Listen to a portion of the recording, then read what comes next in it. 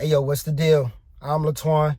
Today, what we're going to talk about is what is your biggest enemy in this little game we all like to call life.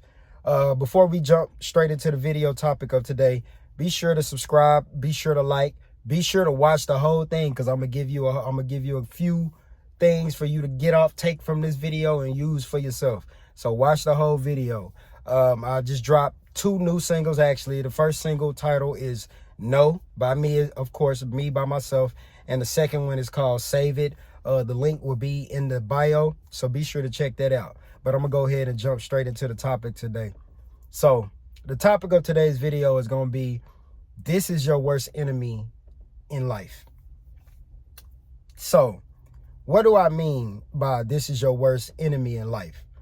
You know, in life, we all tend to look at, well, this person made me do it, or this circumstance made me become this, or this job did this. Like we all have these things in life that we all have to deal with because we all human when it comes to exterior circumstances that we perceive it is shaping our lives, right?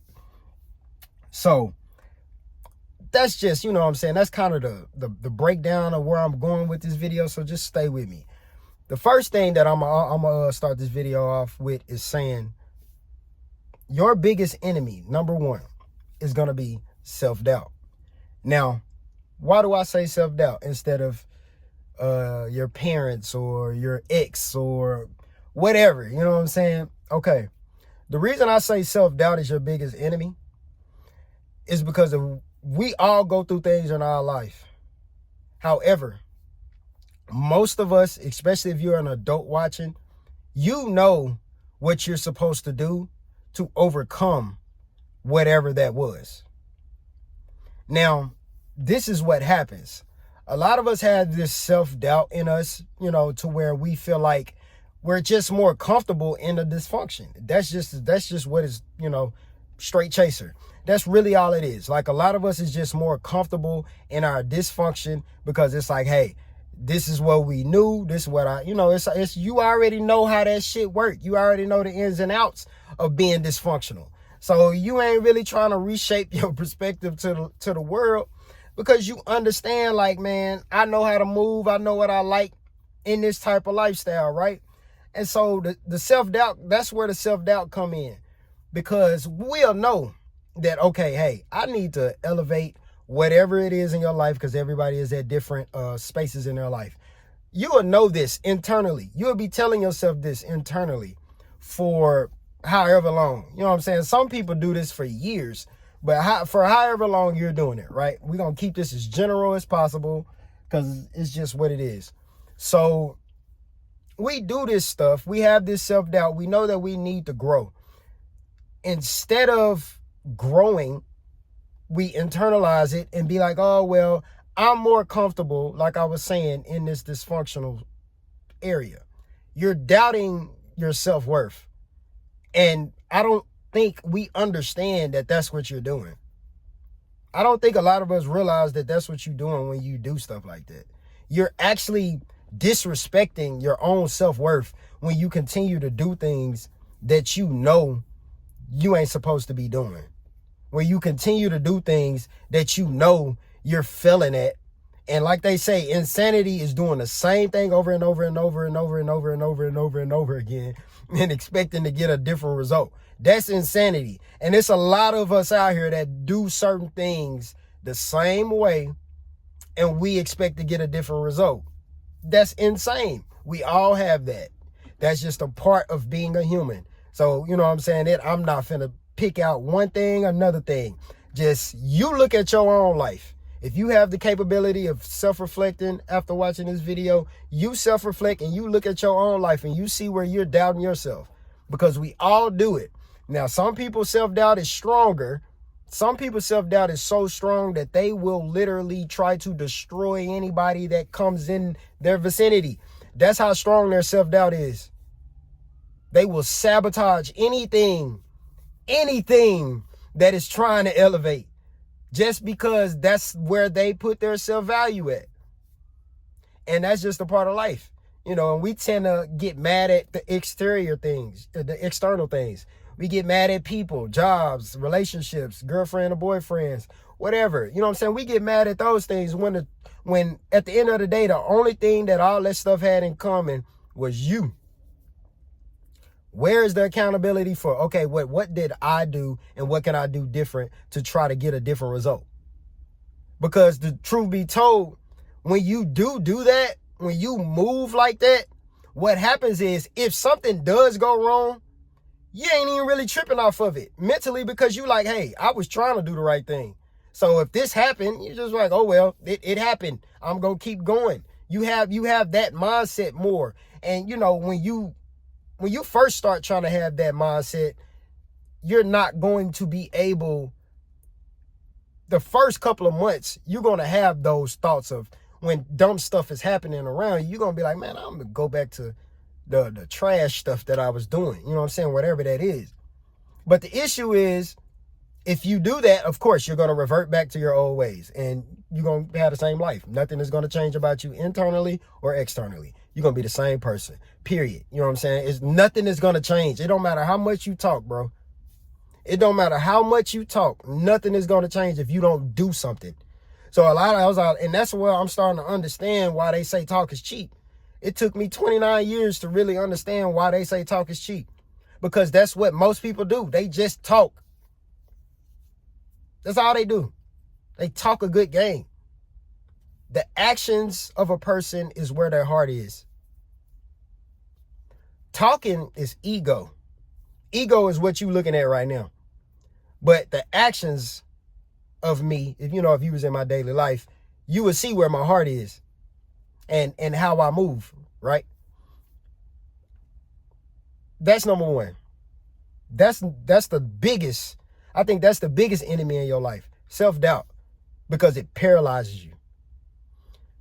Number two, the biggest enemy to me, from my perspective of a 29-year-old man that I'm, as I'm learning, the things that's going to hold you back the most, number two, is your perspective on relationships. And I mean in platonic, romantic, I don't even, what's the type of relationship where you have with your family? I don't know that. But the way you have relationships, the way your perspective is about relationships, that's what's really going to shape your mind as far as to the enemy that you battle. Because it's always going to be something you battle. You know what I'm saying? Like, it's nothing in life is perfect. Nobody in life is perfect. No situation in life is perfect. Whether you're rich, poor, in jail, not in jail, off the land, free, it don't matter, bro. That's just a part of this, you know what I'm saying, this reality that we all in right now. So why do I say it's going to be relationships? It's relationships because I'm just going to use myself as an example. As a man, we like to think sleeping around and, just not even necessarily sleeping around, just being able to have a whole bunch of women seeking your validation is something good. As men, like, that's what and don't get me wrong, that does feel, I almost cuss, that does feel good to your ego. It feels great to your ego as a man. However, all our egos shrivel up. So how I'm looking today, I'm not going to look like this 50 years from now. So why would I base the validation of my life off of something so fragile? You see what I'm saying? That's just a way of as a man. Because as men, like, that's what we do. Like, I can only talk about men. I'm not a woman, so I can only talk about men. We look at having a whole bunch of women and having a whole bunch of hoes or whatever you got, a whole bunch of attention from women. We look at that as like, oh, you own. You know what I'm saying? You own. You that guy. And the truth be told, bro, that ain't nothing. Like, you still will feel empty if you are not right internally. That's just the truth. It don't matter how many women you got, bro. if you are not right internally, you still gonna feel empty. Your ego gonna feel good as hell. And what I mean by your ego is your outside appearance, how you appear to people, just the body aspect of you. You gonna feel good as hell, but your spirit, the internal values of yourself, you're gonna be shot. Because 9 times out of 10, when you a guy like that, when you a man that can get attention from a woman whenever you want, or whatever you want from a woman whenever you want, and you out here playing women or whatever, womanizing, whatever, the drawback with that stuff is you become jaded as hell. Because you see the true nature of life. You see what I'm saying? You see 2 coins of life.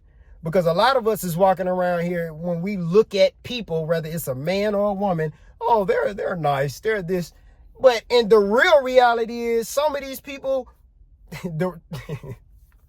some of these people that you just look at and be like, oh, they so nice, and them be the nastiest one. Excuse me. Them people be the nastiest people. And living that kind of life, you see that. But when you live a life of righteousness, you ain't really around that. Like, you know about it, but you're not dwelling in that energy. You're not having to figure out how to move in that energy, because you're not doing that. You know what I'm saying? You're not doing that type of shit. So you're not surrounded by that energy. But when you a playboy or a womanizer or whatever all that stuff is, you know what I'm saying, what us dudes like to think means something, because I promise you it don't mean nothing, bro.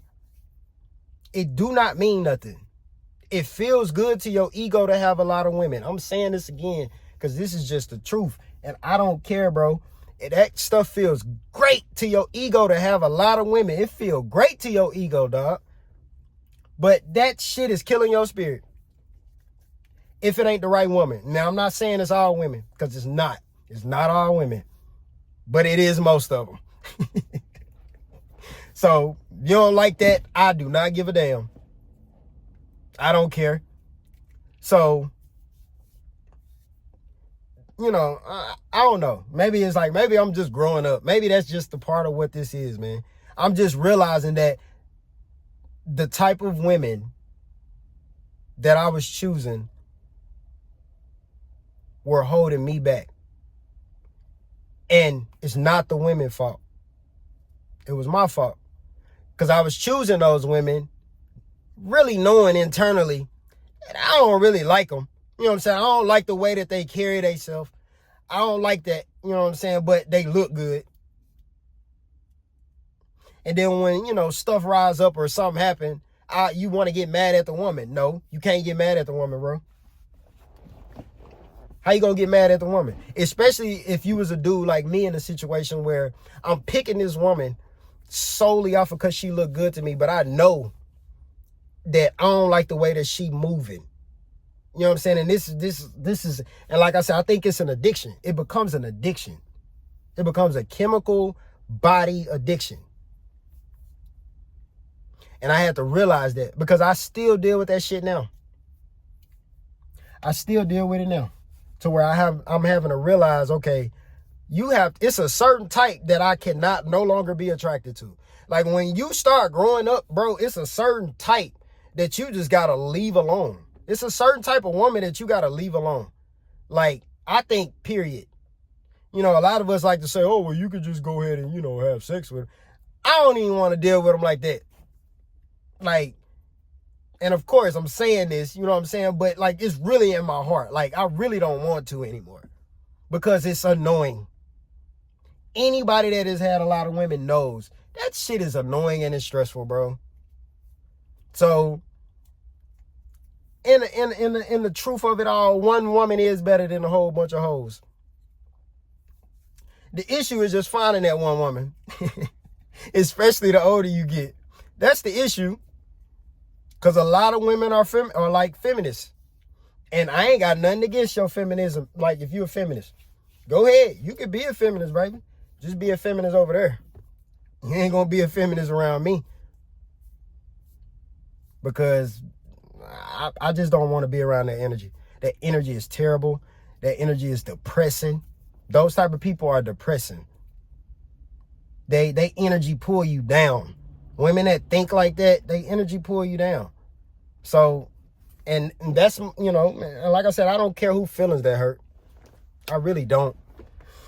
And you can be that way when I'm not trying to attract that energy anymore. So I don't care about that shit. I'm not going along with it and, you know, trying to be cool with all the females. No, I know what I want, or I know what I need. Because my ego wants something else. But I know what I need. So I don't care about keeping it quiet and keeping it chill and be cool so all the women can, fuck that. Fuck that shit, bro. I don't care. So the women that, you know, can watch this video and they don't like what I'm saying and how I'm talking, good. That's just how I feel about it. The door is right there. I love you, but I'm gonna leave you. I can't be around that energy anymore. That energy is like vampiric. It's a leech to me, bro. That mindset is a leech. I'm not going to go deep into it, but that mindset to me is a leech. So your biggest enemy is going to be self-doubt and your perspective on relationships.